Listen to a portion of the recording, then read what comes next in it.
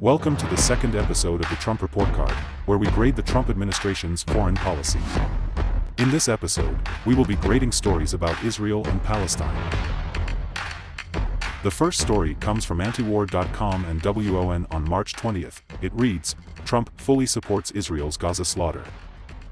White House Press Secretary Caroline Leavitt said that President Trump fully supports Israel's renewed massive bombing campaign in Gaza, which has killed at least 200 children in 2 days. Well, the president made it very clear to Hamas that if they did not release all of the hostages, there would be all hell to pay. And unfortunately, Hamas chose to play games in the media with lives. This situation, let's not forget, is completely the fault of Hamas when they launched that brutal attack on Israel on October 7th. And the president has made it very clear that he wants all of those hostages to come home, and he fully supports Israel and the IDF and the actions that they've taken in recent days. We gave this a grade of F. The next story is from the Times of Israel on March 13th. Trump says nobody's expelling any Palestinians, in apparent softening of Gaza plan. The Oval Office comment marks first time the U.S. president has specified Gazans won't be forced to leave enclave. We gave this a grade of C. France 24 ran this story on March 7th. Trump warns Gaza, you are dead, if hostages not freed. A stark warning from Donald Trump. In a post on social media, the US president demanded that Hamas free the remaining hostages, or there would be repercussions for the Palestinian militant group, as well as war-torn Gaza as a whole. I'm sending Israel everything it needs to finish the job. Not a single Hamas member will be safe if you don't do as I say.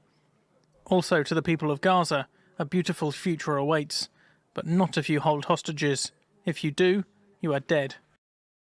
His comments come after the first phase of the Gaza ceasefire deal ended over the weekend, after 6 weeks that saw exchanges of Israeli captives held by Hamas for Palestinian detainees held in Israeli jails. Hamas is calling for a transition to the second stage, which should lead to a permanent end to the conflict. But Israel is pushing for the first phase to be extended until mid-April. We gave this a grade of F. On March 5th, the Middle East Eye reported this story. White House confirms U.S. held direct talks with Hamas. The U.S. held direct talks with Hamas to secure the release of captives held in Gaza, a shift in policy for Washington. If the U.S. has a long-standing policy that we do not negotiate with terrorists, then why is the U.S. now negotiating directly and for the first time ever with Hamas? Well, when it comes to the negotiations that you're referring to, first of all, the special envoy who's engaged in those negotiations does have the authority to talk to anyone. Israel was consulted on this matter. And look, dialogue and talking to people around the world to do what's in the best interest of the American people is something that the president has proven is what he believes is good faith effort to do what's right for the American people. We gave this a grade of B+. Next, we have the following story from The Guardian on February 26th. Donald Trump shares bizarre AI-generated video of Trump Gaza.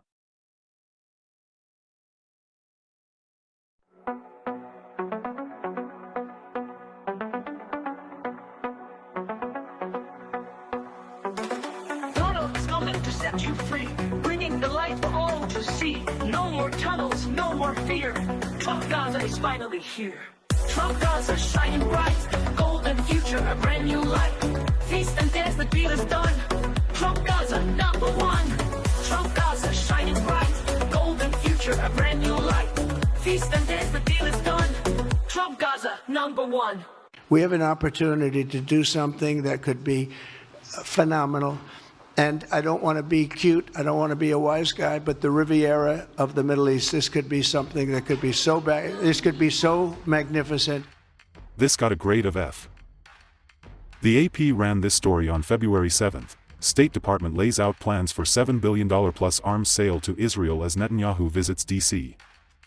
The State Department has formally told Congress that it plans to sell more than $7 billion in weapons to Israel, including thousands of bombs and missiles, just 2 days after President Donald Trump met with Israeli Prime Minister Benjamin Netanyahu at the White House. We gave this a grade of F. On January 24th, the New York Times and I-24 News ran this story. U.S. contractors oversee Gazan move north, amid Witkoff visit. For the past 3 days, displaced Palestinians have been moving back to northern Gaza under the terms of the ceasefire agreement. Overseeing their passage at a key checkpoint are armed personnel from the US-based firm UG Solutions, according to American and Israeli media reports. The contractors, deployed after the Israeli military's withdrawal, are reportedly inspecting vehicles heading north to prevent the transfer of weapons. Palestinians returning on foot are not being stopped. Another U.S. firm, Safe Reach Solutions, is said to be managing the logistics for the checkpoint. Both companies, as well as a third Egyptian firm, operate under a so-called multinational consortium overseeing the ceasefire, with backing from the mediators. They also operate independently from the Israeli military. Neither firm has an extensive online footprint. On its website, SafeReach Solutions says it provides planning, logistics, and vital aid in the world's most complex environments. A UG Solutions official, speaking on condition of anonymity, said that the contractors are not there to enforce security measures beyond their inspection duties. We don't want anybody to do anything dangerous. We are simply there to man the checkpoint to serve the community moving from south to north as the peace process gets underway, they said. While the contractors have no military mandate and no authority to detain militants, they are armed. Documents obtained by the Washington Post shows they are equipped with M4 assault rifles, SR-25 sniper rifles, and Glock pistols. The deployment of private U.S. security contractors in Gaza is an unprecedented move. We gave this a grade of F+. The next story is from DW News on January 22. Trump revokes Biden sanctions on extremist Israeli settlers in occupied West Bank. In another of his executive orders, President Trump has revoked sanctions on Israeli settlers accused of violence in the occupied West Bank. The sanctions were imposed by the Biden administration in response to attacks on Palestinians. Biden had repeatedly urged the Israeli government to hold the extremists to account. The sanctions targeted numerous individuals and settler organizations, freezing their U.S. assets and barring Americans from dealing with them. The Palestinian Authority says Trump's decision to lift the sanctions will incite violence against Palestinians. This got a grade of F+. And finally, on January 21, The Guardian ran this story. Trump's UN ambassador pick says Israel has biblical right to West Bank. If you look at the anti-Semitic rot within the United Nations, there are more resolutions targeting Israel than any other country, any other crisis combined. And we have significant national security councils, the anti-Semitism, whether it's UN Women failing to condemn Hamas's terrorist attack and terrorist regime against innocent civilian women, using rape and targeting women, specifically taking them hostage. I am overjoyed that those 3 young women hostages were returned home. We need to stay committed to ensuring every hostage is brought home. I've met with many hostage families. This position, we need to be a voice of moral clarity on the UN Security Council and at the United Nations at large, for the world to hear the importance of standing with Israel. But I did ask you whether you subscribe to the views of Finance Minister Smotrich.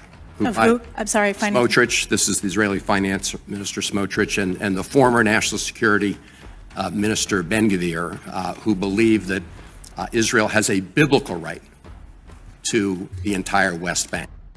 And in that conversation, you told me that, yes, you shared that view. Is that your view today? Yes.